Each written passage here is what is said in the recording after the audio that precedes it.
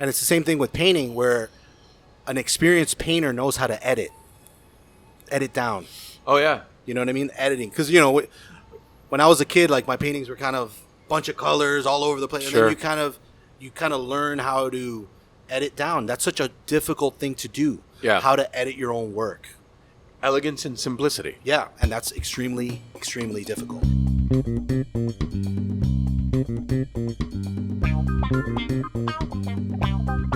Welcome to Pancon Podcast. Oh, shit. I'm Nick Jiménez. I'm joined, as usual, but not like last time. Welcome back to Petey the Dog. Follow Petey the Dog on Instagram at Peaty the Dog. Stay Petey the tuned Dog. for Petey's OnlyFans. That's right. Petey will be on OnlyFans, and the highest tier gets the steamiest stuff on OnlyFans. Joined as usual by 8th grade basketball MVP, Yeah. chef, Yeah. and current exhibit of the moment with the cornrows. Yeah. Woo! Thank you, everybody. Michael It's a pleasure to be Beltrán. here. I'm just so elated to be with you, Nick. Mike has had a day. Once again. We're I not- haven't had a day. The day wasn't like that bad. I'm sorry. I don't want to let you No, give that's you fine, the that's opportunity to do intros. The day wasn't that bad. It's just the last 30 minutes. I just Right, wanted to right. throw people off a bridge. But it's Well, you know, fine. sometimes you got to do that. We are joined by Kiki Valdés. Kiki and I have known each other since at some point when I was in college. So somewhere between 05 and 09 we met. I think probably 2006. That sounds right, yeah. Did we meet? It would have been through Raíces somehow. But I wonder if I actually met you in Miami or at like Harvard. I think we or- met at one of the conferences, at a Cuba-related conference. Yeah. And Is it Harvard? Yeah. Oh, wow. It No, was, Princeton, It was hosted Princeton. at Harvard. It was, No, still, I'm saying, dropping big names. Harvard. no, I mean, it could have been Harvard. It could No, have been no, the Princeton, UPenn Princeton, the one. It could have Princeton, been, no, yeah. I didn't go to the Princeton one. Oh, okay. Yeah, Then- I went to. I don't think I went to the Harvard one either. I went to the Penn one. I went to the Miami one, and Duke. I don't remember where we met, but yeah, it's In been any a while. case, yeah, we know each other through Cuba things. Kiki and I. There's no way for me to give like a decent introduction here, but I just want to kind of set things up because you're a man of eclectic experiences. Kiki has for a long time been a painter. Thank you, by the way, Kiki, for hooking us up with some paintings that you brought Brought over. gifts, man. Yeah, I mean, No No one one gifts. brings Least I fucking can do. gifts. Some people bring gifts. Gifts are becoming more and more common. Recently, I was really open for a sandwich, man. Yeah. Well, you know, what are you Gotta going to say, do? super dropped the ball. I mean, you guys. I would you have know- settled for a hot date. No, I mean, you guys invited me, you know, and they're not like big paintings. They're, you know. No, that's. Still, I don't know. It's like Yeah. anything. You could have drawn me a post-it. Yeah. I would have been like, that's very cool. No. Thank you. I mean, this No. is a major enhancement to my art collection. No, that's the whole point, man. And it'll actually be my second Kiki Valdés item because I believe that I won a sketch in a raffle once. That's right. Yeah. Yeah. And we need to talk later because I have a second sketch that we'll talk later. But Okay, I have yeah, we'll talk. I have a second sketch that the whole thing was that you sent it because I was going to auction it for charity. That's right. This is so long ago. Okay, yeah, it was. And I didn't because the charity disappeared. That's fine. And I did a bad job. But I want to figure out with you what Cuba-related thing we'll auction that for. Okay. Okay, so Kiki's a painter. Kiki also, at some point in the time that I knew him, started a platform called OpenZine, which, if you are familiar with zine culture, which we can get into, because Mike and I only vaguely know about it. You discovered the existence of zines somewhat recently through Peter Santamaria. oh, that's right. Yeah. But Kiki sort of like created a platform that digitized that niche culture, has done a bunch of things, and most relevant to the food world is a co-founder of Abuela Mami. Abuela Mami, which many people in Miami know for what I think is probably best described as like Cuban American care packages. Yeah, You guys put yeah. together, and your coffee brand. Right. So that's a lot of things. I So think, many things. Mike, I'll let you drive the bus, but tell me how much to step in. It's a huge bus. It's a big bus. There's a lot of people. Huge There's a lot bus. of there's a This lot is of big Kikis on this bus. There's a lot of different things to talk about. Where do we even start? So, I think the trajectory, right? Like, let's talk about like from your professional life, if and wherever you think that draws from earlier. But would you say that begins with you as an artist? Yeah, I mean, I think it's all related to art. Like, I don't, you know, I do these other things because it's like another way of expressing myself. You know, like you're a chef. Yeah. Yeah, I'm pretty sure there's times where you want to pick up a guitar or play the drums or do something else. Actually, my instrument is the harmonica, but yes. Yeah. Well, he was telling me that, you know, you guys are starting to do apparel and stuff like that. This is one of them. Exactly. Yeah. But I So- started this like 10 years ago now. Yeah, but it's that whole thing of creativity. So for me, it's always been, okay, I love painting. It's something I do, but there's always new ways to express yourself, you know? And it might not always appear that way, but for me, I mean, it's always the creative process. You can always find the creative process in anything, I think. So when you got your start painting, Yeah. what did that look like? Because I know that even just the things that I'm aware of, you've kind of gone through a number of distinct periods in what you were painting. Yeah, I mean, I've always painted. Went to school, did all that. Went to art college, did all that. I did the whole. What career painters, artists should do, and I did that. And then when I finished college, I moved back to Miami, started painting. But then I realized like no galleries did not care about like what I was doing. It's just there's gatekeepers, you know. So then I started painting at nightclubs, and I noticed that the promoters would pay the artists to paint. Cool. So like, hey, come to my party, paint, and I'm like, great, I paint pretty quick. So I would set up a big canvas and put a spotlight, and then I just start painting, and I would get paid. So I was working in like the nightclub business for like 2 years, just painting at nightclubs. That's cool. Yeah, I did that. Like, how many pieces would you paint a night? One big one. Oh, one big one. Yeah, like Cool.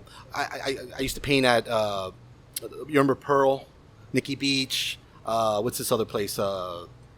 Bed Nightclub, The Forge. I remember I sold a painting at The Forge. I was like, the paint was still wet, and the guy's like, I want to buy it, you know. No shit. So that helped me because it made me like meet a lot of people very quickly and kind of like in an unconventional way, you know what I mean? And then with that, I was an art teacher for a while, and then Nick mentioned that we started a blogging platform called OpenZine.com. So it's basically a way to blog, but you can kind of put more style to your blog posts. And we did that, and we got invited to TechCrunch 50 in San Francisco to present it. Cool. And we met guys from Facebook. They stole some of our ideas, but that's like a whole other story. Facebook stole ideas. Yeah. That's a shocker. Yeah. Old Zuck. I could say it confidently because one of the top guys from Facebook was like, here's my contact. I really like this, what you're doing. He was saying like a specific thing, and it was what they ended up using. Are you not able to say? It's just, I don't care. Nice work, Zuck. But the Flagged. tech We're gonna be part flagged. comes more from like my that's a collaboration I do with my brother. My brother comes more from a tech background, but we collaborate on that. And then OpenZine, we were trying to depend on ads from Google, but Google wouldn't pay very well. So we decided to create another platform called OwnZ.com, which was the same kind of system of blogging, and that one was a subscription-based system.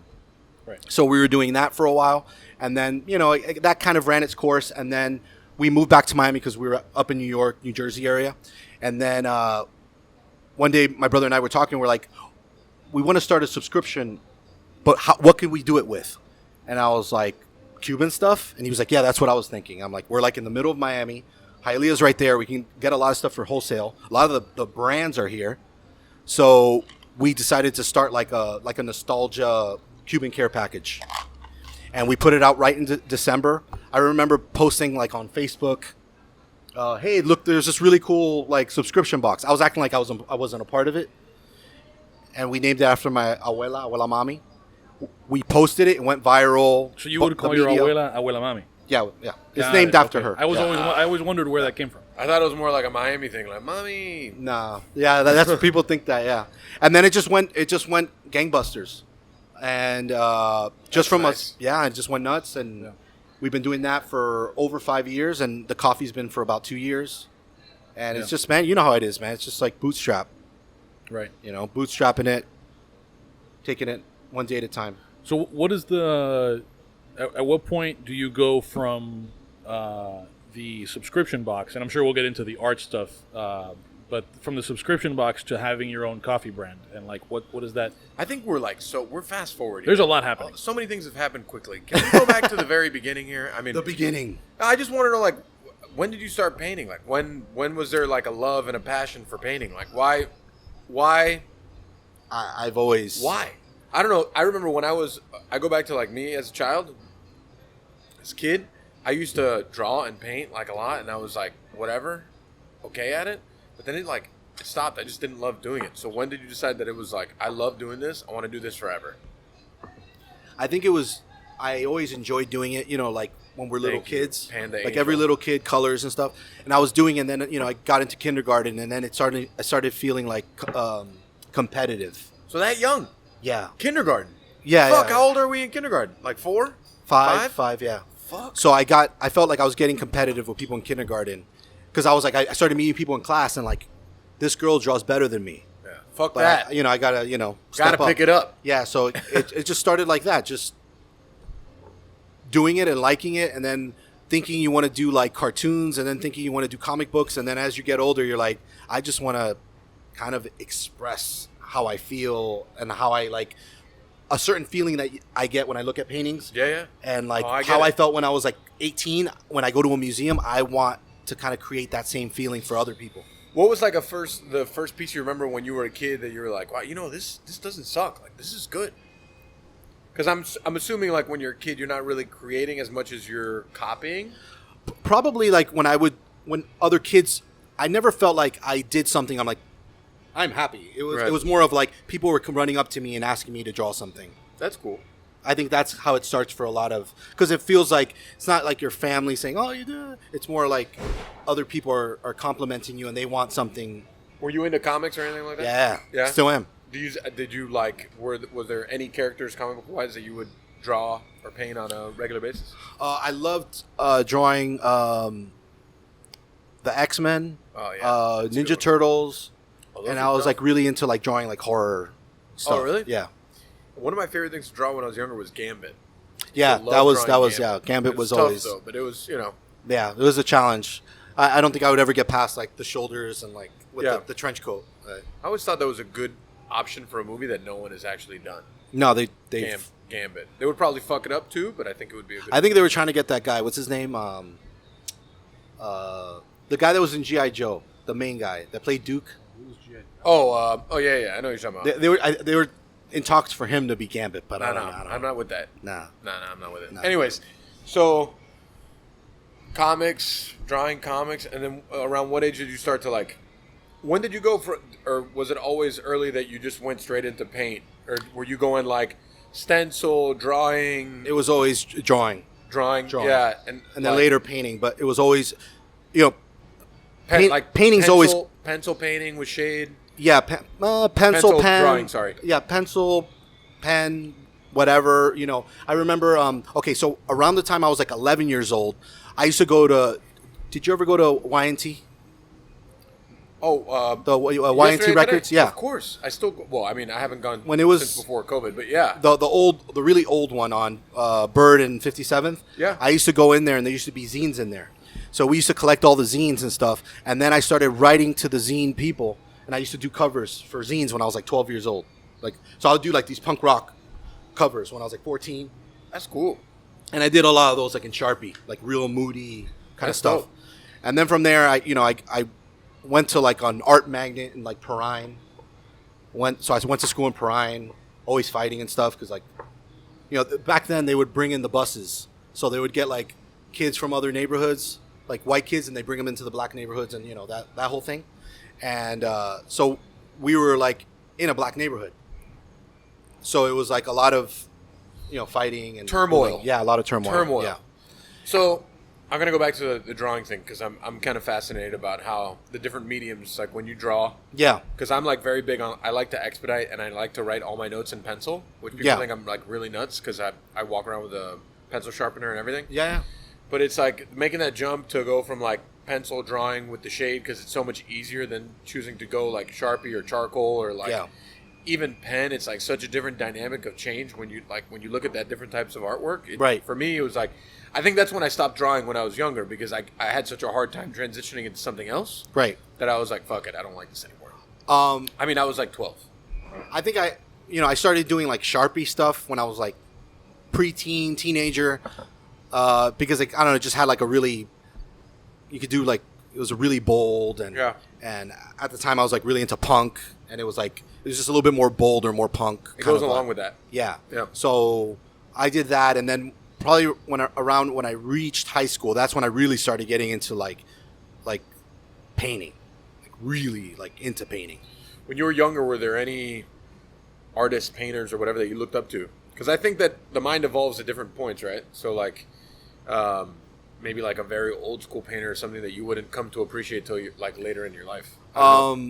When I was a kid, I had when I was in like 5th, 6th grade, I had a teacher that came up to me with a postcard of Jean Dubuffet. And she's like, oh, look at this artist. And, I started looking at his work. And then when I was like in 9th grade, a lot of people said, oh, you need to check out Jean-Michel Basquiat. When I was a freshman in like 96. So I started looking at Jean-Michel Basquiat. And then, I loved Keith Haring at the time. And like I had a lot of my heroes were like the New York artists and stuff like that. And and then it just kind of developed. And then before that, I was into like more of the Mad Magazine artists and stuff like that. Right. High school, like what was art like for you in high school? It was in downtown, so it was you went to like a specialty school for arts and stuff, right? Yeah. It's a performing and visual arts high school. And basically, like I think the last 2.5 hours of school, you just work on your craft of whatever you're doing. So you have a teacher, you'll do figure drawing or whatever, or painting, or from perspective. You learn all the basics, and then art history. And I mean, that was a whole experience. I remember being like, 15, and like suddenly getting like knots on my back from like all the stress of like grades and all that. Where before that, I never really cared, And it was a tough time. And then all your friends live in other parts of, since it's in downtown. I had friends in Hialeah. I had friends in Kendall. I had friends in Miami Beach, North Miami everyone, Beach. like the whole city traveled there Right. to do their thing. So you really didn't see your friends. It was maybe till junior year when people start driving, where people start getting together and hanging out a lot more. And it was a great like experience being there. A lot of really great artists come from there, whether it's like, through film or the arts, painting or whatever. Cool. Yeah. All right. High school. This is good. Now we have more backstory, Nick. We can talk about the conferences you all went We to. can always work backwards. Yeah, no, I got it. It's up to you. No, I'm trying to learn here as we go along. Yeah. So then after high school, where did you go? I went to a school called the Maryland Institute College of Art. Mm-hmm. It's like one of the oldest art schools in the country or whatever. Went there, went on a scholarship over there. My major was painting, so did a lot of painting and drawing. I took a lot of drawing. I was like, because like fundamental of drawing of painting is drawing. You gotta really practice your drawing. Whether it's if it's from life or just more of you just want to create that mood, and you could really do it with drawing. So I took a lot of drawing classes. Left there. I didn't graduate. I came very close to graduating, but I didn't graduate. Same. I know how that feels. And then came back to Miami, and then I started shopping my work at art galleries, and they all treated me like a freak, and had to kind of branch off and just started painting at nightclubs. That's when the nightclub thing came. Now we've gone full circle. We're back to the nightclub. I like it. So like when you went to go paint in these like nightclubs, like what were you like heavily inspired, or were you just doing it for like a gig or what? I was a little inspired just because there were so many funny characters, Right.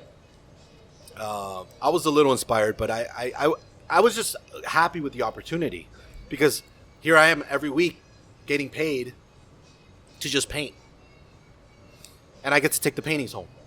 Right.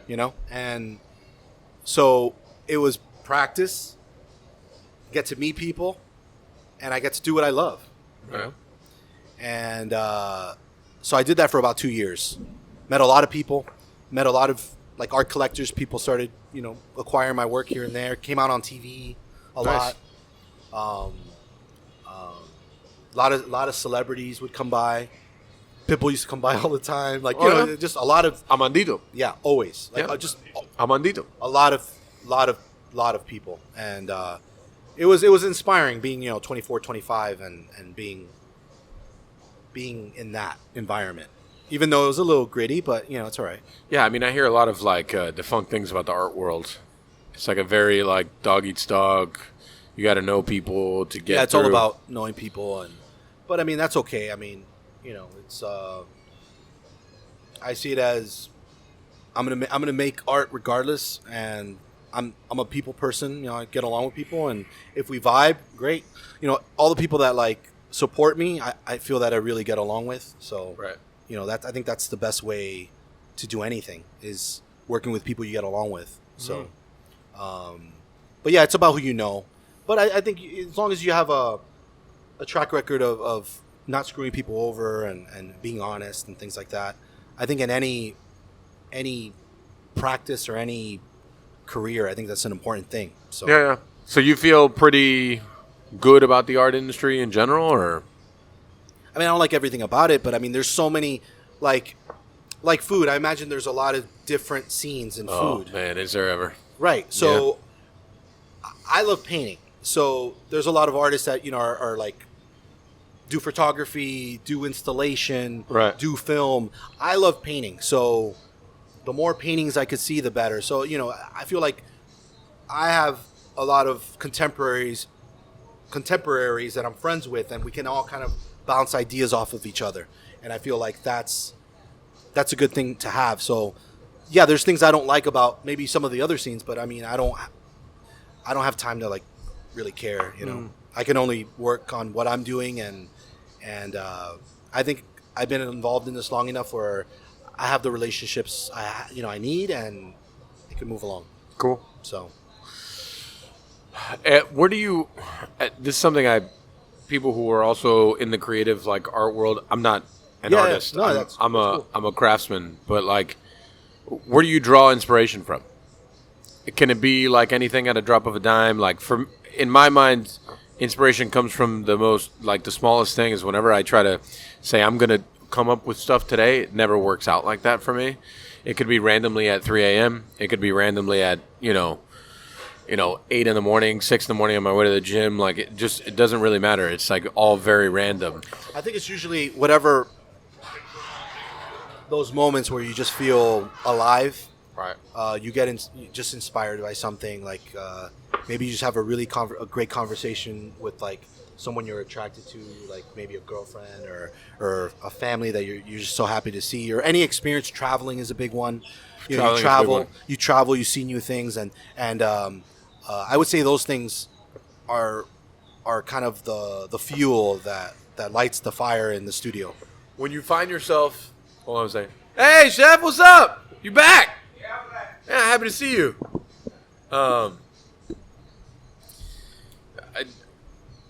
I often get in my own head about creation and like creativity, and it's like when I find those moments, especially like now that we're like in such a heavy expansion mode, and I don't cook as much as I did previously. Right.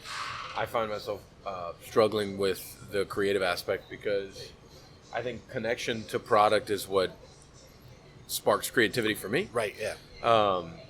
Because everything for us is like always fed off of what's in season, Right. touching the vegetables, talking to the farmers, like all that kind of stuff.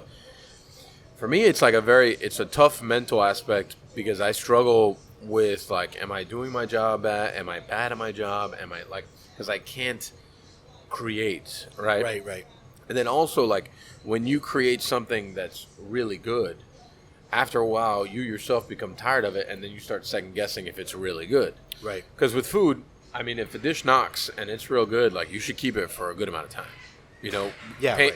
The one thing I say about, and this is why I say food is not an art, is, a painter, an artist is working for the sum of this one very distinct piece of art that will only live in that moment on that wall. Yeah. And that canvas. We're trying to do this thing 40 times in a night. Right. Well, that's a big thing in art. Like when you have that banger that people just like, you got to do it over and over and For over sure. again. You know what I mean? And that's just a part of it. I don't think I've reached that banger where it's like people want me to do 100 of the same thing. I don't think I've gotten to that yet. Like, But I do don't they have ask that. for it like you have to paint it again 100 times? Or do you Yeah, have to just print like it again? the kind of almost like just the same kind of thing. Yeah. That's like a big thing in the art world. Right. Like that thing you're known for, and then they just like want you to crank them because obviously if they're selling, and there's like a waiting list. You want to kind of produce that. Right. So there is an aspect of that in the art world, and I can imagine with some people, they can maybe feel like they're losing a little bit of creativity when they have to keep producing the same thing. Right. But yeah, I mean, what do you do to kind of combat that? Do you just? It's tough, man. It's like some days you just like work yourself out of it. Just water's fine. Thank you. Oh. Emma, you can give me round 2. You want some bourbon? I don't know. It deals the mental aspect of being a chef too. This is part of that, right? Like Yeah. it's like you're in a rut, and then it's like how do you get out of it? And then you hit like a moment that you just come up with like 4 or 5 or 7 or 8 different things, and you just like, and it's all like they all knock, but then you can come up with the idea, then you need to execute the idea. Right. And then as you grow, it's like it's tough because then you have to feed information to different people. You need to have them help you put it together. And when it was just me in one small kitchen, I did it all myself. Right. With the help of a much smaller team. I think combating that is one of the challenges I personally have, and I don't know how other people deal with it. I know me personally, it just goes in waves. Sometimes it's very good, and sometimes it's very bad. To me, there's nothing like coming up with like 3 or 4 new dishes that all knock, and it's like, or coming up with 5 and 2 of them being great and 3 of them still being a work in progress. Right. It still shows progress. Yeah. I don't know.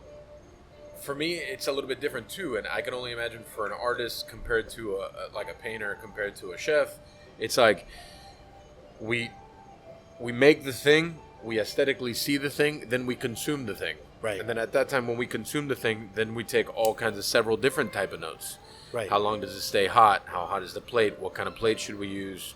The flavor of this. Do you have to eat these things together? How do we get the guests to eat them together? How do they drop this on the table? But that's a whole, yeah. Right. For a painter, I'm assuming, because you're consuming it yourself. Yeah, I mean the interesting thing about being a painter and getting I'm gonna be 40 on Saturday. Happy birthday! Thank you. Yeah. But as what I'm a gift being here on Pancom Podcast Yeah. for your birthday. One of the things about getting a little older is, okay, you make the work. It could totally suck, Right. but I'm not in that stage of just burning stuff, or I might paint over stuff. But if you're working through Thanks, something, when you're painting and you're working out an idea, and maybe it'll take 10 canvases to get this idea that you want to get right, you suddenly have 10 canvases and people aren't going to eat them. Right. Yeah. You know what I mean? So it's like you have to store them, Right. or you could try to get them sold. So those are some of the things that, as I get a little older, it's more of like, okay, if I commit to making this big piece, I need to find a place for it. I need to do this. I need to construct what's gonna, in my mind prior, what's gonna be the strategy for the piece, because I have storage. I have, you know what I mean. I have a bunch. Sounds of like places. menu planning to me. It really does. Right. So before I would just go at it. Now I'm like I'm a little bit more calculated on what I make, because once I make it, if it doesn't come out the way I want to, and that's another thing. Painting is like wine. Sometimes it is great, but it has to marinate for a while for people to really appreciate the taste and really enjoy it. So some paintings I make it, but it's not for now. It's maybe in 10 years people will appreciate it more. Yeah. So you just have to hold on to it. I feel like It happens that- often. Well, That I think that that happens with restaurants too. I feel like a restaurant could Yeah. be before its time, yeah. and then people won't appreciate it till 10 years down the road. Right. Or like all of a sudden this restaurant becomes a big deal that's already been there for 5 years, 6 years, 7 years. Like it's kind of weird how it all works out, but I don't know, like the world gives you what you need when you need it, right? So like if you don't need to sell that piece, or this restaurant doesn't need to be well known today, but Yeah. maybe well known in 5 years, I think maybe that's what's supposed to happen. I have no idea. But, Yeah. That it's an interesting perspective, like the whole you don't want to paint too many canvases. Well, it's I just have to think of what's going to happen with them. Like, okay, am I going to have a show? Like, where are Right. these going? They got to be sold somewhere. Yeah, or I need to have a place where they can live. You know, obviously I can store them away, and that's fine. But I always need to figure out a way they can continue. And a lot of paintings that I feel that are some of my great paintings, I do hold on to them because I rather hold on to them. But there's, you know, that's just a big part of getting older when you paint. You know, Dennis Hopper, the actor. Yeah. He was a painter too. He painted for a while and did photography and paintings. He did everything. And the time when he passed away, he was, I think, having a feud with his wife. I think his wife, something was going on where he had an estate, but half of the money of the estate was to preserving his paintings and the storage and the installation for the work. So it was almost like all the money he had to go to housing the works he made, because Wow. yes, he did sell, but we always make more than you know what I mean? Like Right. anywhere at a bakery could be the hottest bakery in town, but they're going to throw out a lot of stuff. Oh yeah. You know, so you're going to have a lot of work. Right. That's like a part that gets complicated as you get a little older. You got to think things through, and you know, filet a bagel. Question. Yeah. How do you come up with the price of a painting? Is it like all on demand? Is it based off of what you feel it's worth? Is it Up until this point, it's off of the value. Like I've had people buy a certain work for a price, and if I sell anything bigger for more, then it's not appropriate. There is like a kind of a more or less a market, right? you know, for it. So you base it off of market value. Yeah, obviously what people will pay and what it's been previously paid for. Like if it was previously paid for a certain amount, then 5 years pass and it's from maybe that series, it's going to be more money Right. naturally because Right. more time has passed. Right. But yeah, and whatever's more popular, Sure. I would say, like whatever work style is more popular. Interesting. Yeah. So how do we get into coffee? Coffee. We were doing the subscription boxes. Let's talk about the subscription box. Yeah, the because Cuban care package. right. What year did that start? 5 years ago, a little over five. Because I'm thinking like, man, when I was in college, that would have been very Yeah. like so clutch. Yeah, you know, like yeah. just like a thing of like Bustelo and some Yeah. beans and some I don't know, whatever, man. When I was in Maryland, I mean, my mom, my grandmother used to send me stuff all the time. I'd get like a huge box. Yeah, Obviously, yeah. you know, it'd have regular stuff, like not, you know, like where you can get anywhere. But I was like so broke, and then it always obviously have the Cuban beans or whatever. So, you know, I had the experience in college. I lived in Jersey. I lived in New York. I knew that you couldn't just get a jupiña anywhere. Oh, You know. the holy grail of sodas. So we decided to come out with it, and it went kind of viral the moment we did it. That's cool. And we've been doing it for about 5 years, and about 3 years ago, we realized like, you know, we're sending the Butelo, La Llave. That family's awesome. Like, Cool. We were shipping these Cuban brands, but we wanted something. I don't know. We realized there was kind of like a little void that maybe we could fill, our own kind of avenue. And you know, we were getting a little bit more into organic food, you know, my personal life, and we can just maybe look into maybe sourcing an organic coffee, doing something, and we just Organic coffee stuff. yeah. And little by little, we just started looking more and more into it. Obviously, I'm not a roaster. I had to connect with people that are roasters. Sure. And then we started, you know, including in our boxes and kind of seeing what's going on, you know. And then we got into Milam's supermarket.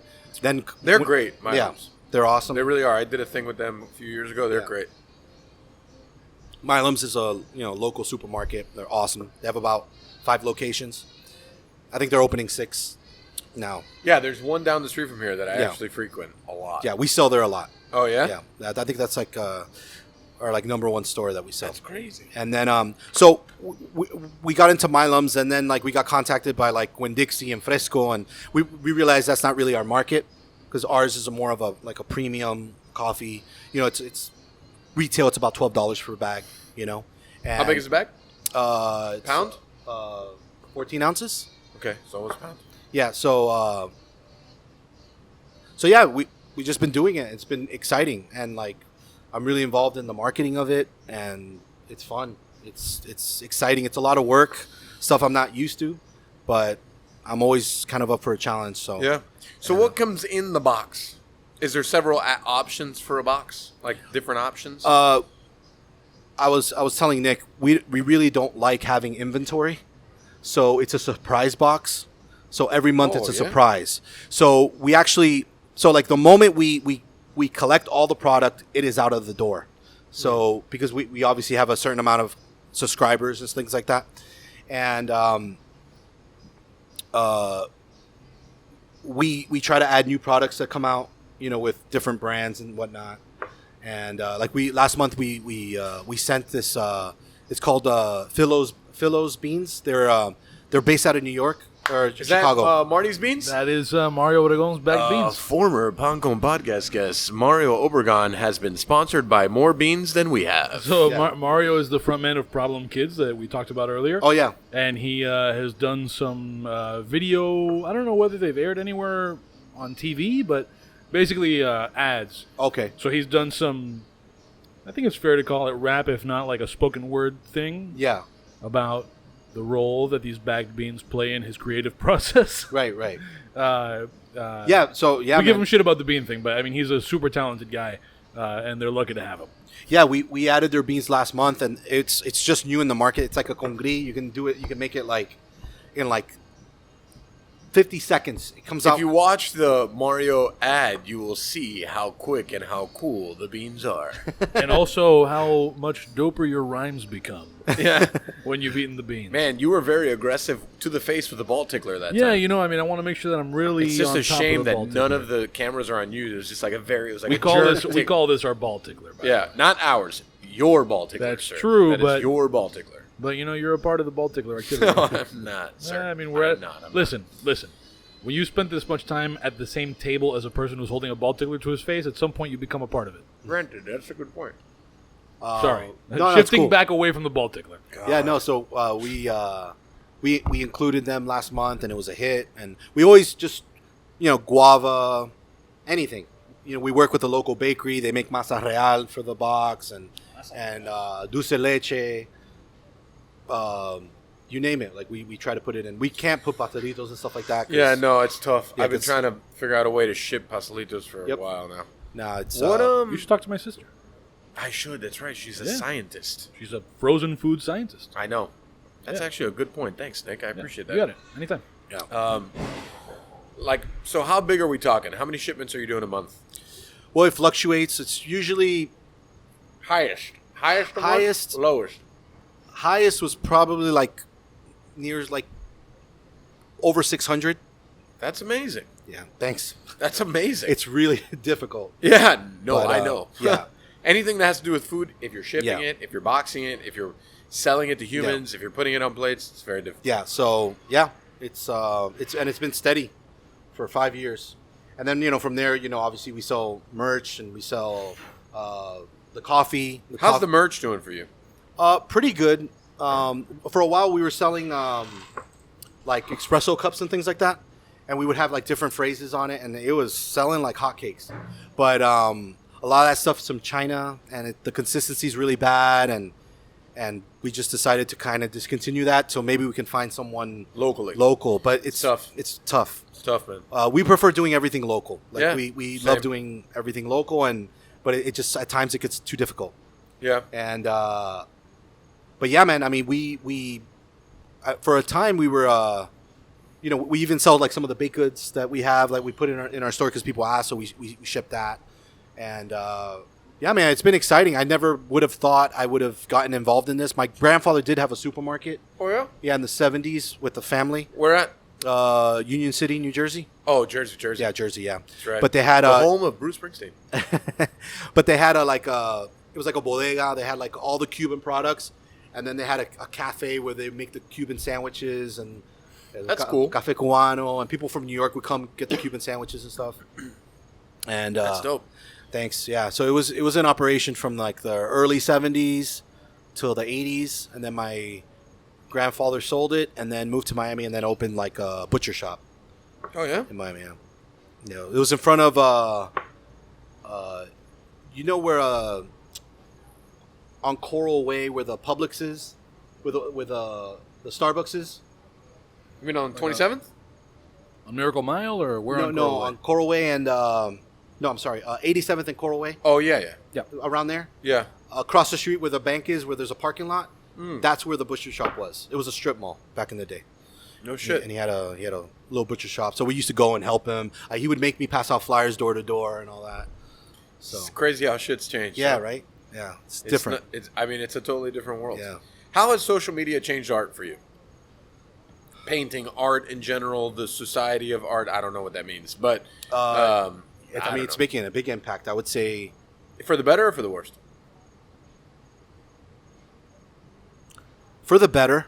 I would assume because it's different. The visual aspect of Yeah, it would help. It's different. You know, I like it, but I don't. When I was younger, I would depend a lot on my website. Yeah. I used to get so much work on my website. People would buy paintings all the time from my website, and then now everything's Instagram, and it's like I get it, but I don't.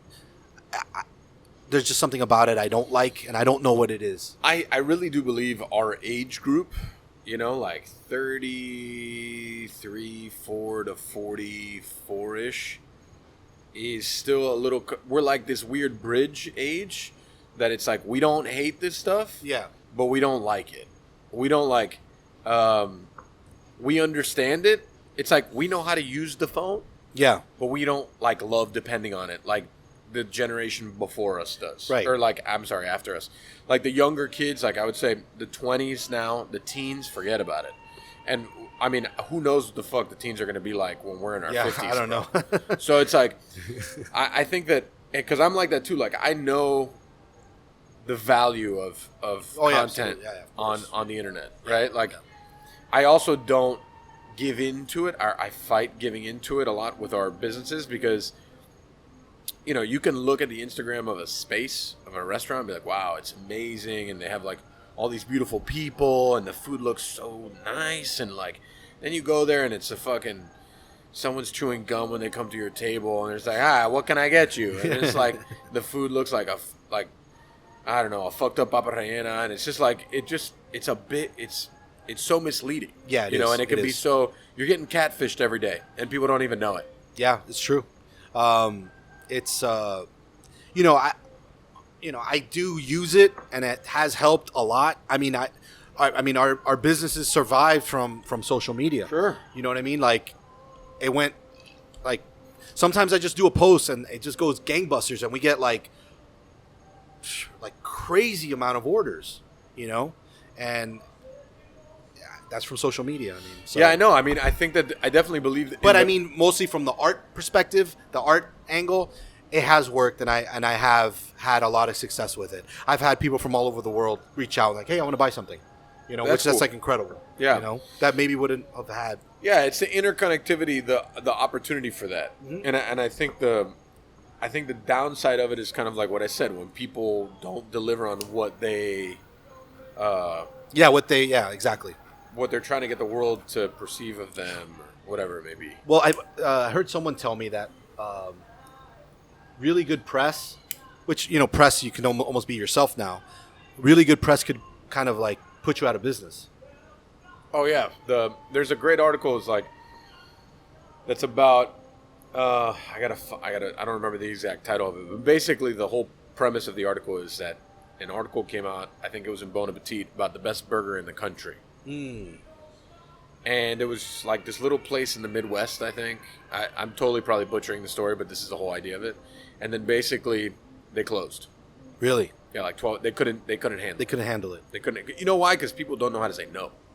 Too. It's like, since we're in the service industry, people are just like, yeah, don't take it. Like, especially at Ariete, like if I feel like things are getting hairy, I'll be like, no more. stop. You've been booked a lot lately. We tried to get reservations on Saturday, Oh yeah, and we couldn't. you know people though. Come on.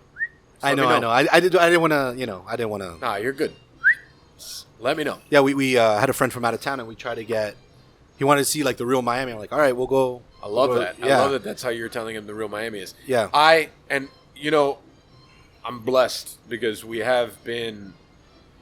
Year 5 is like a big year. Obviously, we're coming off a real fucked up year 4. But year 5 is always a big year because you start to like bridge. Now you're like, the people that have been coming for a long time still come. The newer people that came like after you're a little older, if you were good, still come. And then now new people still come. Yeah. So it's like you have all 3 layers of guests. Yeah. So we've been blessed, man. That's awesome. And Nave's turned a hard corner too, which is great to see. It's just like being patient. Yeah. Is so tough in this industry because people want everything in one day. Yeah. You know, And then like the customers get FOMO, right? which is good. Yeah, that's good. That's good. I'm okay with that. Yeah. When people call, we don't have. I'm just, I'm sorry. There's nothing I can do for you. I feel blessed that I can say that. Yeah, that's awesome. You know, Yeah. what's next? What are we talking about next? So there's a subject that I would like to introduce. Here we go.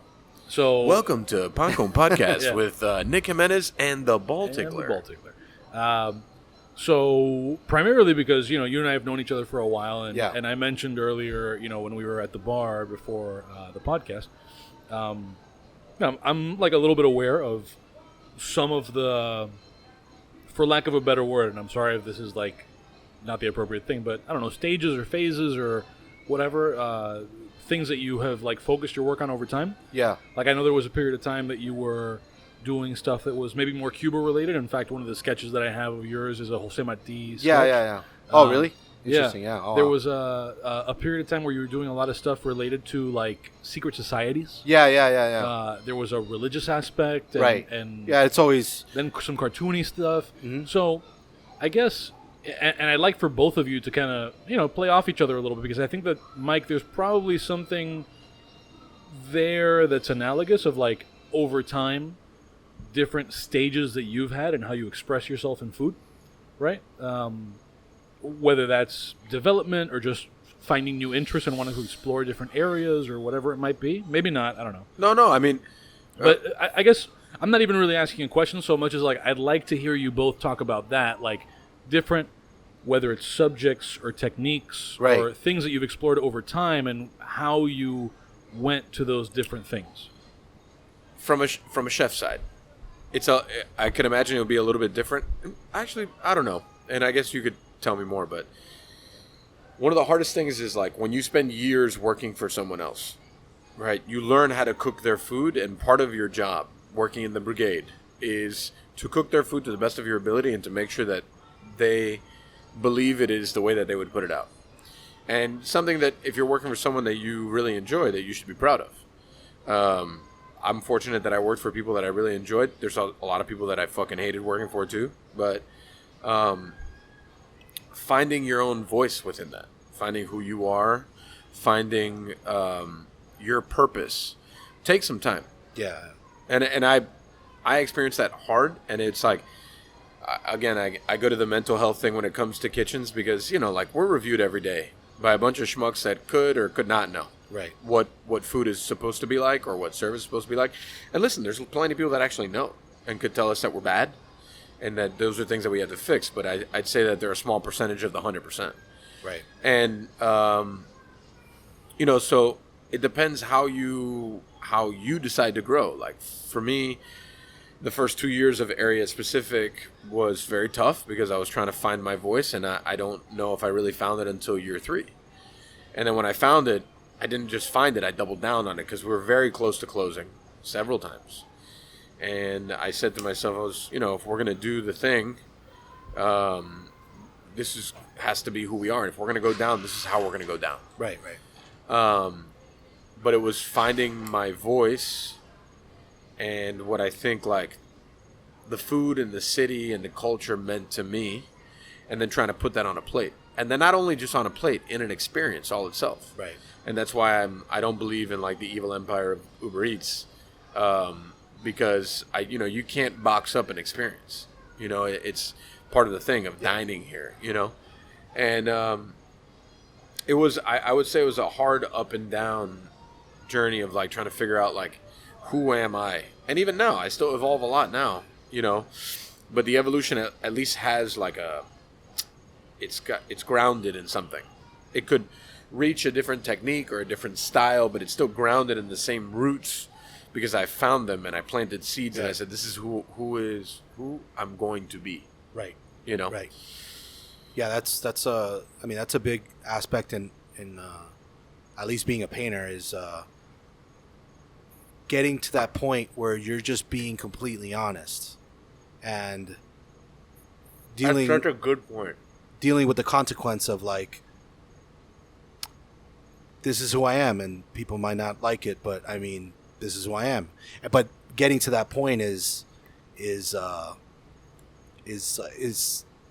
most vulnerable place you could be, for sure, because it's like, it's almost being naked. It's this is everything, and will people connect with that? That's an incredible point. It's like that vulnerability aspect. Yeah. It's,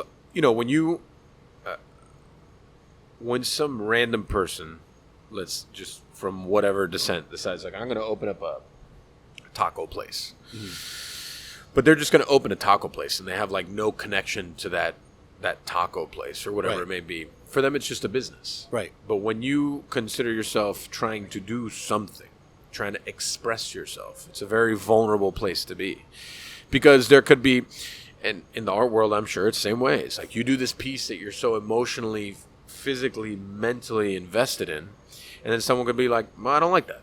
Yeah. And I'll be like, and I think the growth for me is when I started saying, I don't give a fuck. Oh yeah. I don't. Yeah.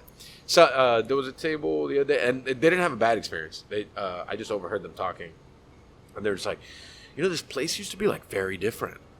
And I heard them, like just because they were sitting at the table behind me while I was expediting, and just like it was like, yeah, there used to be like it was a little. This is much more like elevated. Oh. And in my brain, I'm like, yeah, it is. Yeah.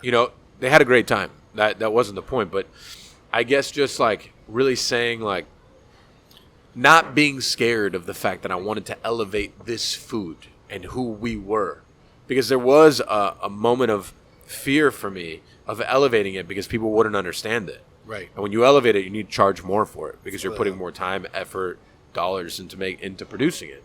So it's a vulnerable feeling. Like, are they going to like it? Or are they not? And at one point I was just like, fuck it, man. If you're going to do this shit, just fucking do it. Yeah. That's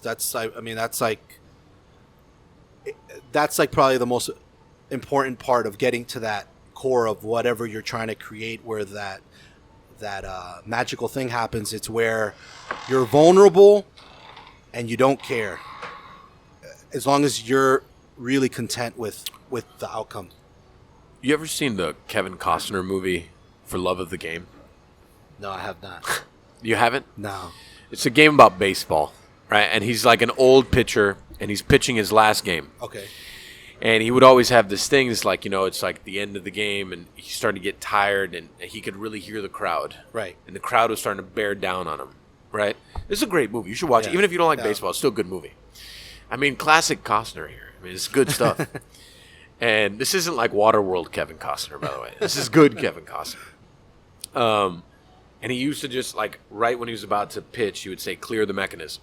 And it was just like he would envision all the stands empty. It was like, I'm just going to throw the perfect pitch right now. Yeah. And I said that a lot to myself when I was like going through this hard change. And it was like, I'm going to take this off the menu. And then, even my business partner was like, well, people really like that. I'm like, but this is not who we are. And I'm going to take this off the menu. It's like, oh, no, you shouldn't do that. I'm like, but I'm gonna. And you shouldn't. And like, as I got lucky, as I doubled down, more people came. And as I doubled down even more about like who I was and who the restaurant is, more people came. And I got lucky because it could have gone the other way.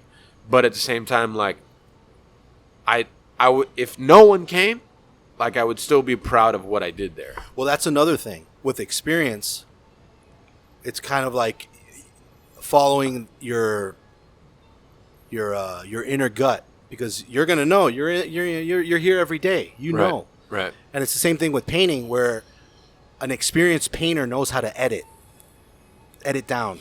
Oh yeah. You know what I mean? Editing, because when I was a kid, like my paintings were kind of bunch of colors all over the place, Sure. and then you kind of learn how to edit down. That's such a difficult thing to do. Yeah. How to edit your own work.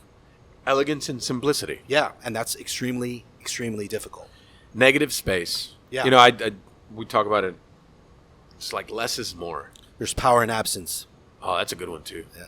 I mean, just like when creating a dish, and then even just seeing it on paper, drawing it out, all the components, coming up with the recipes for all the components, I'll look at it and be like, so what can I take off of here? What is not necessary? I was asking Nick because I often I know people that make food. They take a photo of it. It looks horrible. You have it. It tastes good. What was like the hardest thing for you to learn in your craft, where, okay, it has to look amazing or very unique, not like someone else, how it tastes? Like, what are like the difficult parts of creating like a piece of art with like an entree? There's layers to it. It's definitely like an onion, this whole that question, because there's several avenues you have to think of. There's something I think of often, and I do this a lot. I'll come up with food that we can never actually put on the menu. Okay. Because it's too complicated. It's too difficult for them to execute. And for me, execution and consistency, no matter what, as a business owner, is the number one thing, right? So just talking about food on the plate itself, I'll think of several avenues. Okay, how do you eat this? When the guest, because you're not going to train the guest how to eat it, but you can anticipate movements, right? So like when they drop a plate, the protein needs to be to this side because the majority of the world is right-handed, right? They're going to pick up this, and then they're going to eat it that way. And then the sauce is going to be this way. So when they stroke this way, it's going to pick up sauce from here, right? Then it's like, how long is the dish good for, right? So like there's certain dishes that after a minute in the window are trash. Right. Not good. And I'll throw it back in the window and tell them to redo it. So there's that one, right? Then it's like, can we find a way to execute this dish 40 times in one night? And all 40 of them being to our standard, which our standard is through the roof. Can we do that? And if we can't, it's a good dish, but we'll not do it. Straight up. And then above everything, is it fucking delicious? Right. All those things are good. Is it hot? Is it consistent? Is the pickup X, Y, and Z? Does it have the standard things which you're looking for texture? You're looking for heat. You're looking for seasoning. You're looking for all those like classic things you look for. Is there bitter? Is there like acid? All those things. But then at the end of the day, is it fucking delicious? Because the most beautiful food in the world, if it's not delicious, it's not good. And as far as presentation, when you're coming up with a new concept, like how do you study it? Do you take photos of it, go home, look over it? Oh yeah. Oh yeah. I mean, I draw everything out first. Yeah. Like my notebook is all just like there'll be a page, there'll be There you 3 different avenues of like how we could plate this. And sometimes I don't do any of those. And as we're actually plating the dish, I'll be like, maybe this is better this way and this whatever, like until you're in the moment, you don't really know. You can't capture what it's supposed to be like. Now, when you put stuff on the menu, obviously if it doesn't taste to your standard, it won't go on the menu. Right. But does that apply to presentation? Like if it's freaking delicious, but you're like, does it have to have a certain... I'll continue to fine tune it until I find a place that I find it beautiful. Okay. Yeah. I mean, for me, like food is a story, right? And I feel like it's our story. And I think that our story is beautiful. So I want the food to be that. I think that there's certain triggers that people look for, like, I think in every different situation, there's like a fad or a niche, like this is cool now. like watermelon radishes were in forever because they're cute, or like whatever, finishing with this or finishing with that. I try to go very opposite of those things, and I try to say like what classically always works, because the classics, no matter what, will never die. Right.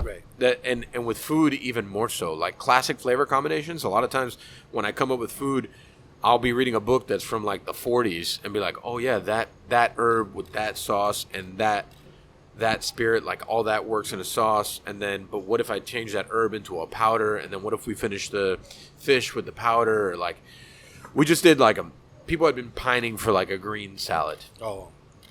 Recently, and it was like, I get it, I understand it. Like right now we're in peak season for local greens. We can get them from Bee Heaven. They're beautiful. They're really dirty, so you got to spend time cleaning them. So I get it, but it's also making a green salad beautiful is tough. I think all the components in them are beautiful itself, but actually making it something that's like striking is not always easy. Right, yeah. So imagine. We came up with a plate that's probably the most difficult plate to plate on the menu right now. And just like we took the whole like bundle, we seasoned the whole bundle individually. We wrap it with a chive so it stands. We cut the bottom so it stands. We do a lettuce puree, croutons that are made out of white beans wrapped with boquerones, and like it's an impressive thing. And we finish it with bay leaf powder. Wow. And it's like this. We went through like 3 to 4 different platings, and then one of my chefs was like, what if we did it like this old French salad? And I said, oh man, that's genius. And I said, we did the wrap, and it's a pain in the ass, but that means that we'll only have 12 a night. Wow. And then if we only have 12 a night and we sell those 12, then we're out of those 12. That's just part of the thing, you know. It's even something as simple as a cheeseburger, right? Yeah, I was actually looking. I'm more of a meat and potatoes kind of guy, and we were out here, and I saw the cheeseburger. I was like, man, that thing looks freaking delicious. Something as simple as like the chug burger. The buns are baked every day. The meat is ground every day. So we only have 12 a day. Wow. And if we sell those 12, we sell those 12. Yeah, right. Wow. It's just like I'm trying to find a happy medium. Yeah, I want to make absolutely. people happy, but at the same time, like this is what I believe in. Yeah. So this is what I'm gonna stand by. Exactly. So I think coming up the thought process of coming up with a dish could take months. I bet. Yeah. It legitimately could take months because of those different aspects. And then honestly, we can go through all that, put it on the menu, and it could not work. And after a couple of days, I just take it off the menu. Wow. Yeah, I mean, with painting, it's I think as I'm getting older, I feel like I'm making new American art. Interesting. What does that mean to you? Because I'm American, but I'm first generation. Right. So I'm like being exposed to all these things that are part of America, but I didn't really my family doesn't know about, Right. all the history of America. So it's like, it's, what's more American than like a place where so many immigrants are coming here and being like, seeing it all the time and kind of being a part of it, but not really, but it's just always there. And I don't know, I just feel like the work I make is just like a new American painting. Well, I mean, it's also very distinct to you and the time period. Yeah, right? exactly. I mean, art is very time period based. Yeah. And it's when I was younger, I would work on a painting for a really long time until I got it right. And now I've learned to abandon. So if I'm working on a painting for more than 5 days, we got a problem. I want to be done. If I can't get it resolved in 4 or 5 days of working, then there's something wrong. So I do give myself time limits. Do you ever revisit? I used to a lot. I try not to as much, but yeah, I do. Interesting. Actually, one of your paintings, I think I just touched it up a little bit. There was something I wanted to fix. But yeah, That's cool. I revisit, but I do minor Revisions. Yeah. Yeah. Before I would start and then it end up being something else. And Right. I I try mean, not with- to. I only do that if I can't stand the painting and I just want to create a new painting. Then I'll just paint over the whole thing. So I guess it is that, but more or less, I just want to get rid of what was there. Yeah. It was her idea to wrap the chive around the salad. Yeah. But that's another thing about painting. It's very, with you, I imagine you come up with stuff, but then it's a collaboration. And then you Well, every room is different, right? So I think we have an incredible amount of talented people within our company. And, it definitely is collaborative. I can sit in a room and I say, listen, I have this idea.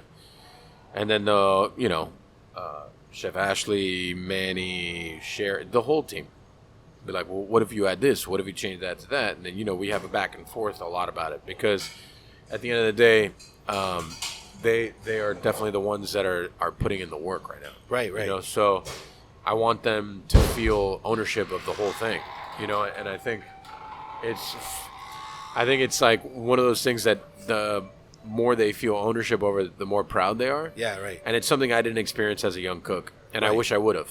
Right. Until I started working for Norman, and Norman was like, yeah, listen, come up with stuff. We'll try it. And that's when I think the door opened up for me to understand what creating was. Yeah, that's really important, I think, yeah. Like, coming up, like, being young and ambitious, is like, people would just, like, slam the door on my face, wouldn't, like, explain anything to me. Yeah. And then, like, now if, like, like a young whippersnapper comes up to me, I'm like, yeah, like, I'll share whatever I... Nurture talent, man. Yeah, like, share, like, hey, why don't you think about this? So when people reach out, like, hey, I need advice, I'll be, like, the first to give it. Sure. Because I feel like sometimes I didn't necessarily get it. I had to get it by, like, really grinding my teeth, and, like, really... Really just, like, pulling it out of people. Yeah. I hated that, too. Yeah, I didn't like it. And I think it's to, like, a rough extent for me, because if people ask for advice, I'm like, all right, cool. What time do you want to talk? Yeah, I'll calendar an invite. We'll sit on a call. We'll, like, what do you need? Yeah. You want to talk about Yeah. leases? You want to talk about real estate? You want to talk about food costs? You want to talk about how to, coach a team? Like, I'm there for all of it, Yeah. And it's only because so many times for me, no one gave a fuck. Yeah, exactly. No one wanted to coach But me. I think that... How old are you? 35. I think it's because of, like, the time we grew up. Fuck off, huh? I see that face. I think 35-year-old fuck. Yeah, whatever. I think it was the time of, like, when we grew up. Maybe it was just... Maybe Miami was a little underdeveloped, and I don't know.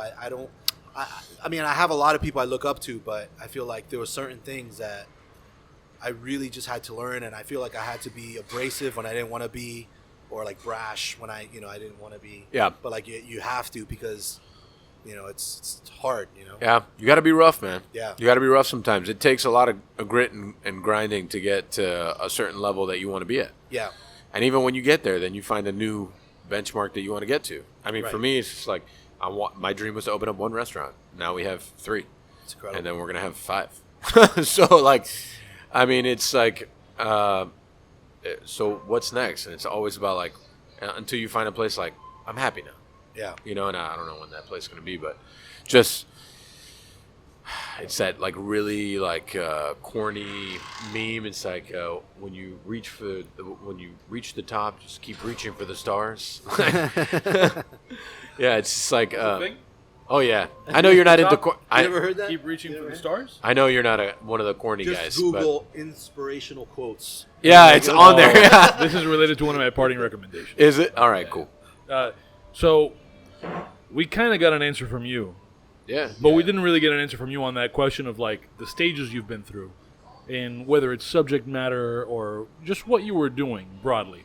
Right. Right. However you would conceptualize that. Okay. And I asked partly because I'm just personally curious, because I've been aware, from a distance of some of that stuff. Yeah. So talk a little bit about, like, where you went with your work. Also, so that people have context But, of, like, from so when? for example, like, those different stages of, like, you had this period that you were working a lot on that secret society, and Okay, and I okay, remember there okay. was, like, elements that were covered in the painting Yeah, somehow. okay. I just like to hear about, like, that progression of, like, what you've done. Yeah. Especially and also so that people listening can get a sense of, like, where you've gone as a painter. Yeah.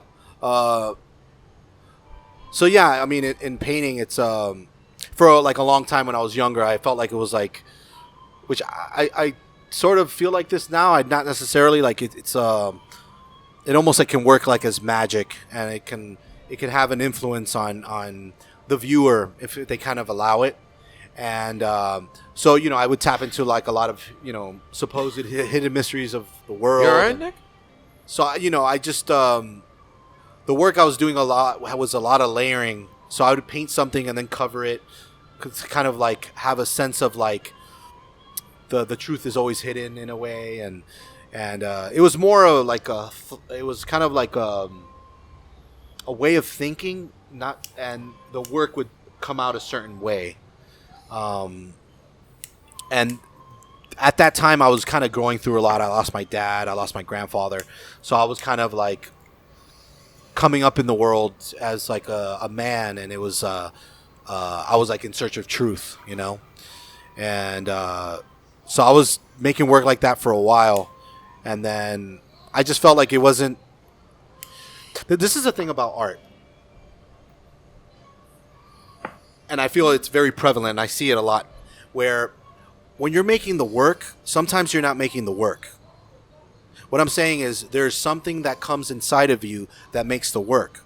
But the thing is, when I was younger, I would let whatever that thing is come through me, and I would let it make the work. The thing is, you have to be you have to guard your heart, because we don't understand the universe, and some of the things that come through us can kind of not have our best interests. So it can even be maybe just a color or a shape or a face. And I knew this because I talked to some people that had some of my earlier work in this certain time frame, and they told me that they were in a really bad part of life, and they were being spiritually tormented and like have anxiety and things like that. And then they would have to grab my painting and like take it down and put it away. So because these things that we make, it brings something, you know what I mean? Like it's like an artifact. So the energy that comes into it has a life of its own. So that was a lot of the things I was battling when I was younger, because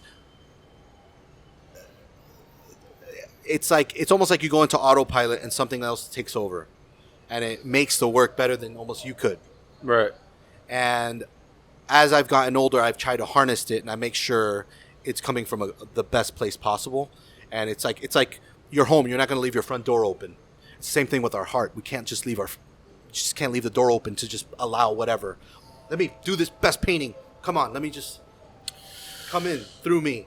Let's make it happen. Well, I hate to cut you off. No, it's fine. Just like I had a thought, which is, I think a lot of times, and this is like the struggle I feel often, which is every time you do a new piece, for you it's art, for me it's food or whatever, you're putting your piece of yourself on the plate. For you it's a canvas, and it's just out there for the world, and it leaves a portion of you vulnerable for whatever people would think of it. Right.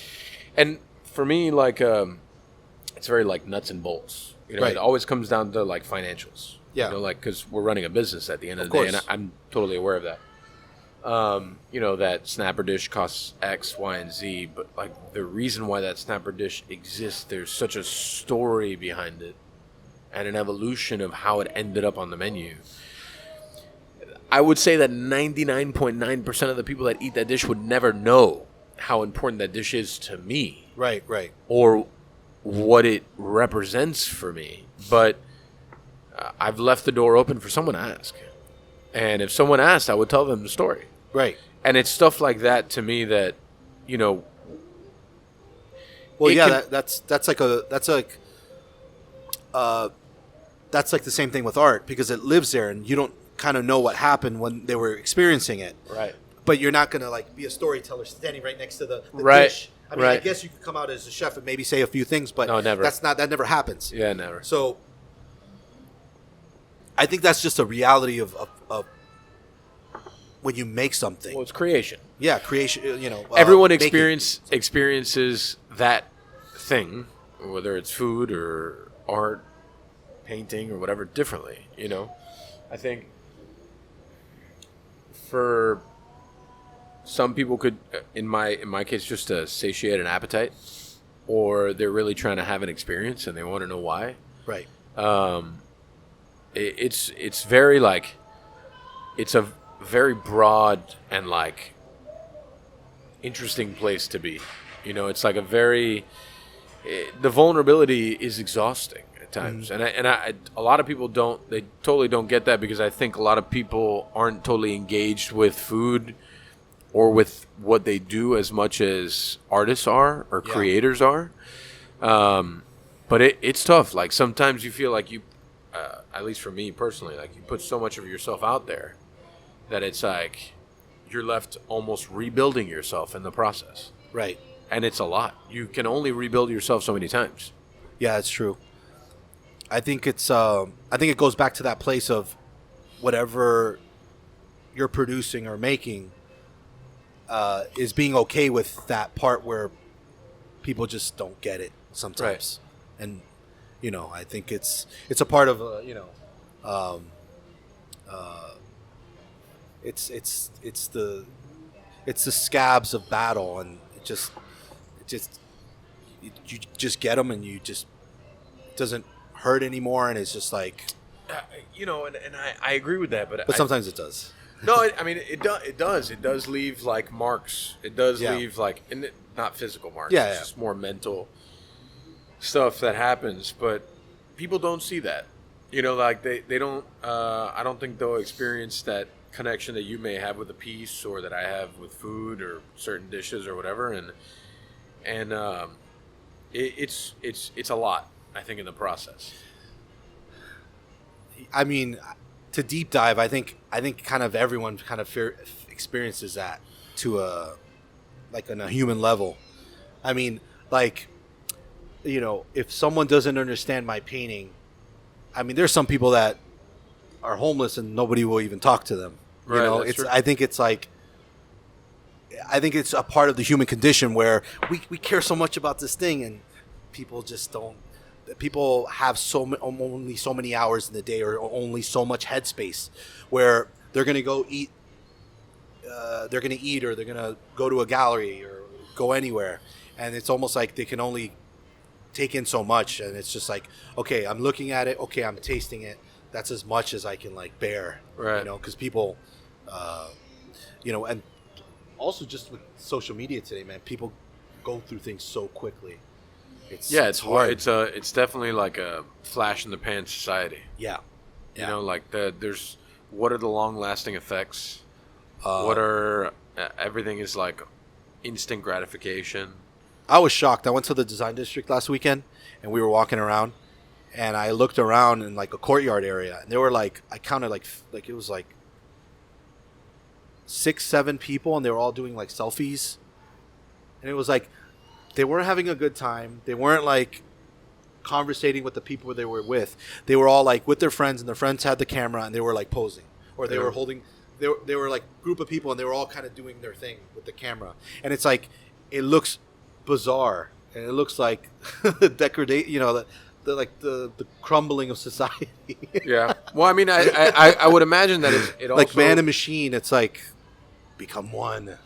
But it's also with that type of society, it makes it more difficult to connect with things. Right. Like I agree. Art. I agree. You know, like everyone goes to Wynwood because there's a lot of cool shit on the walls, but do they understand what that shit means? And then they want to jump in front of it. And like, right. I was here. And even further, and I think that there's probably some of this in food. Not only do they understand what that shit means, but does the fact that that's how people are engaging with things affect what people are creating? Or people then, does it go to the point that people create things just to satisfy the market of people? Oh, that's always been not the thing. all the shit in Wynwood has that deep. Some of the shit in Wynwood is about people posing in front of it for Instagram. Yeah. There's definitely artists that cater to that kind of viral nature of things, and Brito. I don't. Yeah. I mean, I don't know. Does Brito really like connect with like the photo? I don't know, but his thing, like that thing worked, and then he just doubled down on that thing, and it just it became. I mean, it is very Instagram. Yeah, I mean, there's people that definitely run with those things that work, and that it's kind of like mass pop culture thing, and It's kind of wherever you want to go. But again, I don't connect with that work anyway. Like I can look at it, but I love feeling a painting and the color and the shapes and the shade, and there's so many things that you can really just pick up from just a wonderful painting. Yeah, I mean, food is an experience Yeah. to me. I understand what you mean. So, like, I want to be able to connect with the whole thing, the space, the music, the Yeah. food. It's a lot. It's a lot.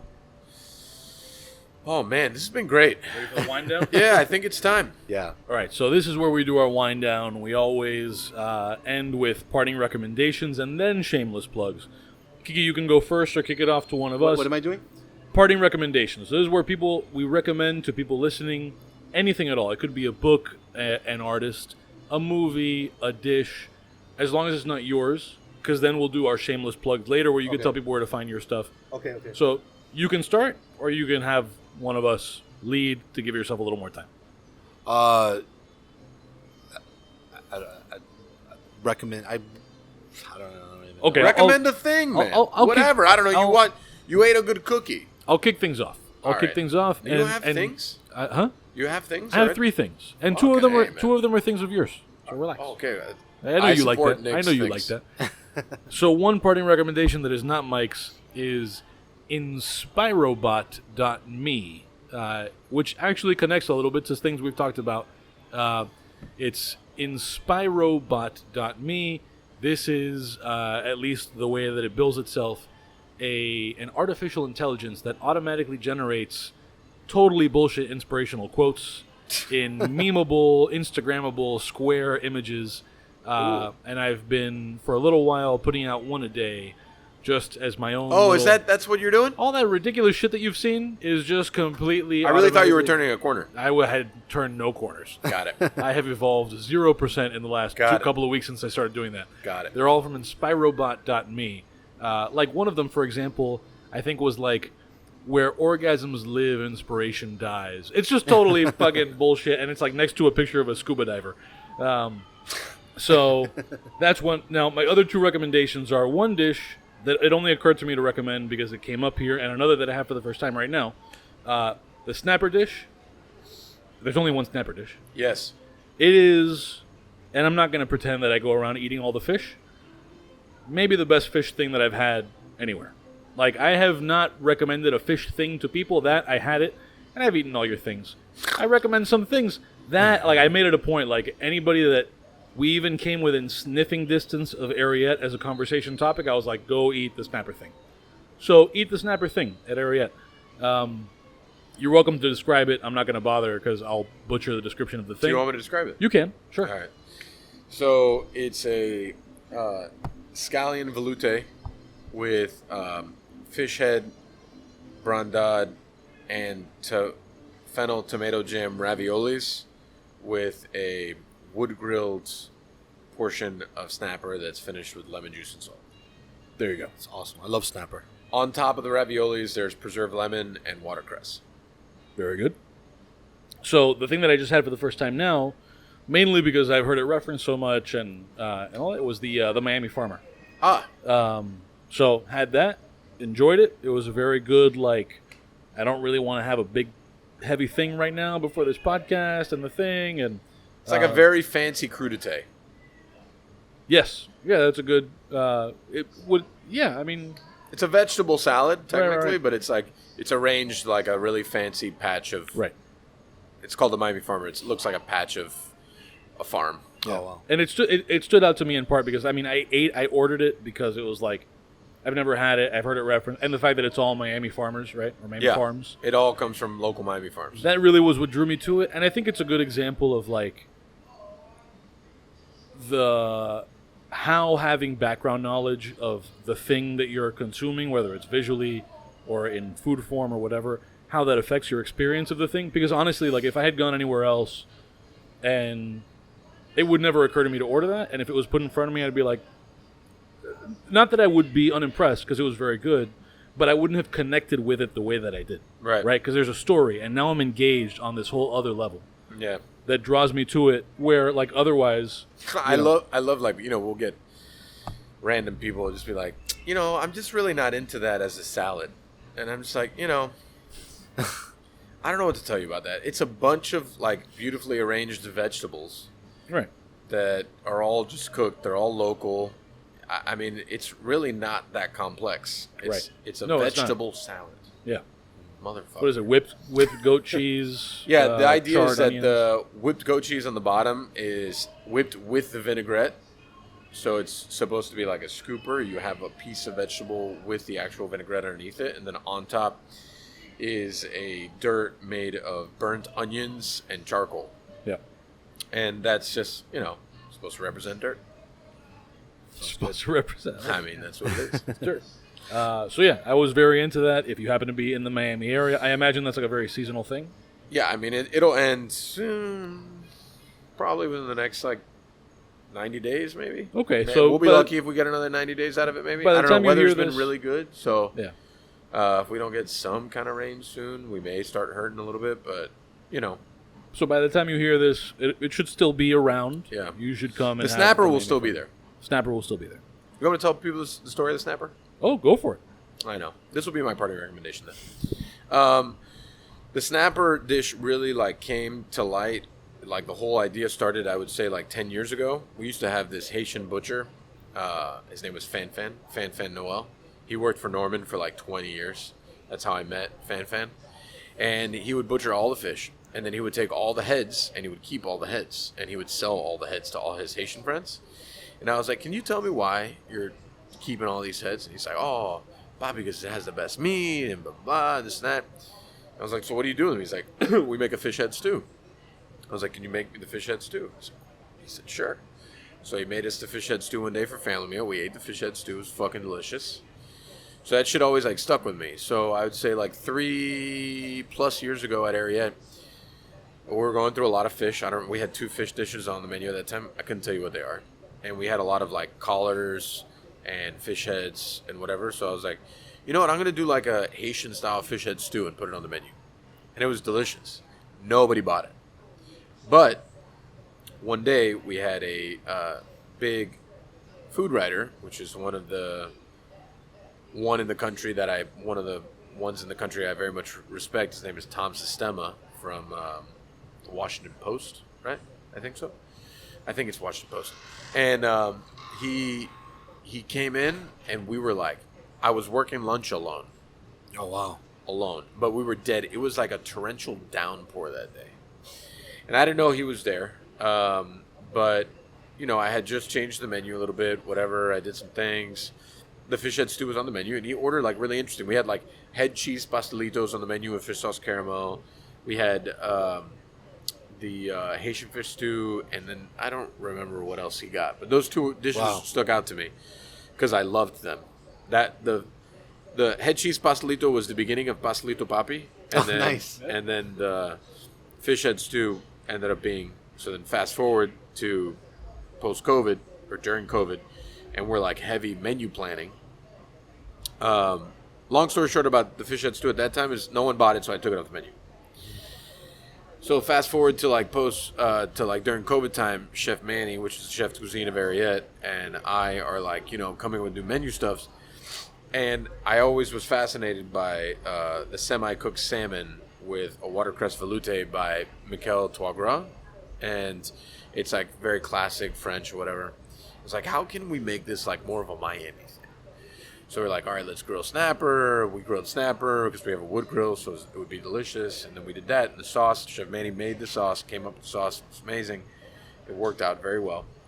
And then we had this idea of adding this tomato jam to it, and it was it was a little clunky, and it kind of didn't make sense. And so I kept on thinking about it, and I was like, man. So then we had butchered a bunch of snapper, and they were just sitting there, and I was like, what if we braise the snapper heads in a fennel tomato jam and make kind of a Haitian stew with it, and then make it very thick. He was like, that's cool. Then what do we do? I was like, well, let's just put it in ravioli. And he was like, that's a little weird. I'm like, yeah, it's cool. Listen, Thomas Keller does ravioli with black cod, so I'm okay with it. Yeah. So we did it, and it was really fucking good, man. and it was really good. And this 3 years later, I figured out how to get people to buy Haitian fish head stew. It just took me 3 years. That's incredible. Wow. And now it's like, I don't know, top 3 seller on the menu. Really? Yeah.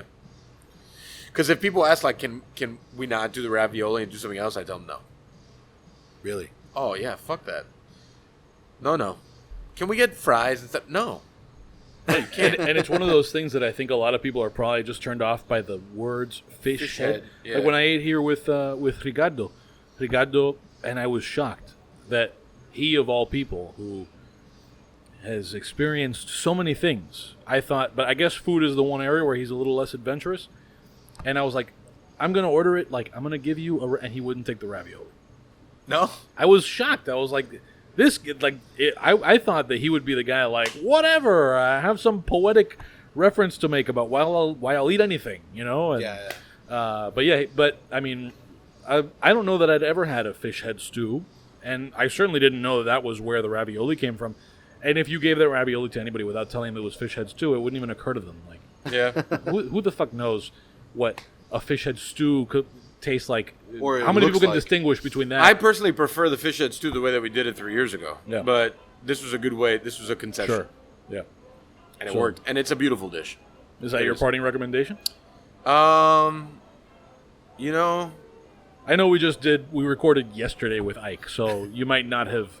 yeah, I mean, parting recommendations, not really. Oh, okay. I recommend that everyone goes and uses starchefs.com. I was fortunate to be named one of Star Chef's Rising Stars. We just did Congratulations, Thanks, Star brother. Chef. Right. We just did this like really cool dinner on Monday at Mame with Chef Neven and Chef Josh. It was very cool. The food was delicious. You know, very happy to see everyone in one place, kind of like, you know, taking a night off essentially. You know, all the mentors. Chef Norman was my mentor. He said some very nice things to me. He said that I'm the Bruce Springsteen of Miami dining, which I'm going to put on my tombstone whenever that happens, because I love the boss very much, which he didn't even know. Shout out to Bruce Springsteen, the Shout Michael out to Beltran Springsteen, of New Jersey rock and roll. Yeah, you're welcome, Bruce. You're welcome. And it was just cool to see, and I think Star Chefs in this whole process has really done like a pretty incredible job of staying true to like what they stand for and what they do, and it's impressive, I think. You know, and like you don't see a lot of publications that stick with like, we're gonna really represent the kitchen and we're gonna do what we can for the kitchen and the restaurant in total. But like, it was cool to see, and I enjoyed my experience that night. I'd just like to note, by the way, that Norman Van Aken shared a picture of the two of you Yeah. and noted, like, you know, he's the Bruce Springsteen, whatever. He was born to run. When I asked you, what does that mean? He goes, Mike tells me, man, I don't know. I just took it. I guess it means I'm dancing in the dark. Yeah. He also put like a Louis Armstrong reference in there. There you go. Norman he's such a amazing guy. For sure. Yeah. All right. Kiki, do you have any parting recommendations for the people? Could literally be, and it doesn't have to be new. It could be anything at all. Like, hey, you should check X or also X, Y, and Z out. As many as you want. Parting ways. Book you read, painting that you're like, hey, Yeah, whatever, see this man. It could painting, be whatever. Google it, look at it, whatever. I'm really drawing a comic. blank. And by the way, we can cut for time if you want to. No, it's fine. I'm just like, I'm like thinking of like. Our parting recommendations are Abuela Maria coffee. You could find that at all the Milums. Abuela Mami. Abuela Mami, sorry, my bad. Abuela Mami coffee, you could find it at all your local Milums here in Miami. I'm not gonna do a. Well, No, there's time for shameless plugs. So Shout out. What is it? Parting ways. Check out Burger Beast. Oh, Burger man. Beast. What does he think of? He just texts me like 4 times. He calls Really? me. He calls Yeah. me like once a week. Does he? He just, because I sent him this like really old ad for Taco Bell that I saw on the Twitter. Oh. And he that must have been 3 weeks ago, maybe. I don't know. Maybe I'm exaggerating, but he just sent me. He's like, so I'm sick, and I found the original ad, and here's the original ad, and this guy goes through this whole thing. I was like, man, you're crazy, man. Yeah. You're the best. Apologies to Burger Beast, by the way. I told him that I would come see him at the museum, and I haven't made it out. Wow. But who knows? Maybe by the time this is out, I will have gone and seen Burger Beast. Because Burger Beast and I have plans. Okay. Yeah, there are plans. Yeah, he calls me like once a week, Yeah. and like we just chop it up. So go to his Old website. school. Wait, Westchester. time out. The museum's open? No, but he's there often, like inventorying and. Oh, yeah. Because he he's just- selling a lot of stuff. He re-inventories his inventory all the time. Yeah. So So shout out. He's got a to, spring him. sale. Yeah. Parting So shout out days to with him. and his book, Burger And his Beast. book. I have his book. All about the burger. I have a signed copy. Yes, sir. That's I have a worth lot of copy. It's money. not signed. I paid money for it on I have- Amazon. Me too, I on have the Amazon. I have one of his old school aprons that he's trying to get back from me. I just man, bought a he's trying to bunch get of it his back? spring sale Huh? stuff. He's trying to get it back. He's You can Man. talk about that with him. No, whenever he's around, it's a shit Yeah. show. There's no direction to those conversations. I love how much shit Burger Beast has gotten when, like, all the podcasts are a shit show. Not right. We've had some really No, good this was direction. actually a super high quality podcast. Was it really? Oh man, I- yeah. I, you have no I idea. have no idea. Like, No, this was great. okay, Yeah, this was. but you chop it up, right? Oh no, Chop it up. Chop it up. No, there's No. no chopping. I don't have time to chop. I mean, he's no hot day for hire, but man, Oh, hotdayforhire.com. Parting recommendation: hotdayforhire.com. No, it's not around anymore, but I'm sure I get the sense that if you DM Ike Shahada about a hot date, he'll entertain the idea. maybe. Maybe he'll wear stilts. Shameless plugs. Tell everybody where they can find you and your stuff, all of the art and the coffee and the care packages, all the stuff. Shameless plug away. I mean, you can find me on social media. It's just Kiki Valdés, Valdes. You can find me on all social networks. Pretty accessible. I respond if you write. Oh yeah. Yes, I do. Yeah, and then we got the coffee. It's just abuelamamicoffee.com. The subscription boxes is abuelamami.com. You can find our coffee at Milam's, or we ship to all the states. And this is Spanish Mami, not Mommy. No. Mami. No, I'm not. Mommy. Everyone pronounces it different, but it's Baby. Milam's. Yeah. Yeah. And Baby. yeah, it's been great. I'm awesome. It's great being here. I'm really excited to Awesome. have dinner soon. Oh, for sure. You know people, man. Just send a text. There you go. Send it. All right. Awesome. Shameless plugs. All the things. All the things. Just insert. Insert the thing that has no shameless plugs is just you saying all the things. All the things. I still got to recommend all my shit. I mean, we've done this you 80 do what times you want. already. You do what you It's whatever. Yeah, all the things. All the things. No, but who knows? Maybe people How many more plugs maybe do you people need? are coming here for the first time. But you know what? Fuck you. All the things. All the things. At this point, just all the things. It's good. There you go. And finally, Bangkong Podcast. You can find us on I have a shameless plug. Oh, shameless plug.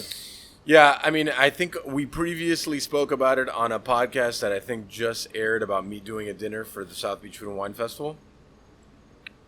Maybe. Yes. Anyways, We spoke about it with Alex Lucci and and Lucci, Alex. which I will Yeah. not be doing that dinner anymore. Right. When is this dinner supposed to be? May 20th. Okay. Yeah, this might be like on the borderline of. Too soon? No, like it might. It's possible this will. No, sorry, we're in April. This will come out before. So we will be doing our first Versos dinner May 20th. We're looking at 10 or 12 courses, $145 a person, plus a wine pairing. We will only be selling 44 seats, I believe, after we plotted the floor plan the other day. We are shooting for this to be our most special yet.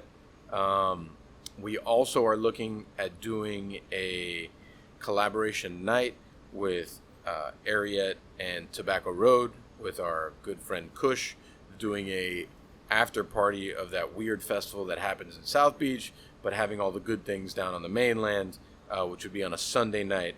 Ariette at Tobacco Road. I'm not coming if the captain won't be there. The captain will be there. Ooh. Captain will be there. Nice. We'll talk to Kush to see if we can get him out. Yeah, he knows the captain. Yeah, very he well. does. Also, by the way, if you come out to that Versos dinner, come extra Cuban. It's Cuban Independence Day. It is Cuban Independence Day. 20 de Mayo. It's a very, very important day. Very important Absolutely. day in Cubanness. In Cubanisms. So, Bangkok Podcast on all the social media things. If you want to support what we're doing around here, patreon.com/dademag, DADEMAG. Some people get mugs. Also, Patreon has added new functionality. Whoa. By the time this comes out, there will be a new tier that you can join where you will not only get a mug, but you'll get a different mug every 3 months. Wow. Things are getting serious. But I mean, what would be on the other mug? The DADE logo, maybe a picture of Petey. Who No, knows? I think it should, no one cares about the DADE logo. It should be the picture of Petey. Picture of Petey. Well, but we need 4 mugs. You get them every 3 months. And that's a good point. There'd be another mug where it's just like a super close-up pattern of Mike's cornrows. That's a good one. Yeah, so It's a good one. all kinds of stuff is happening. There will be mugs. I don't know what the mugs will look like, but there will be mugs. And finally, sort of shameless plug, semi-ad.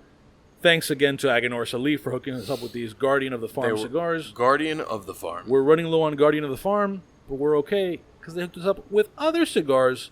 We got other stuff. We're going to be smoking other stuff soon. Aganorsa, thank you so much for Aganorsa, keeping us going. Stop talking about them. They didn't pay that much. So, if you're a Patreon person, you're going to hear the lightning round.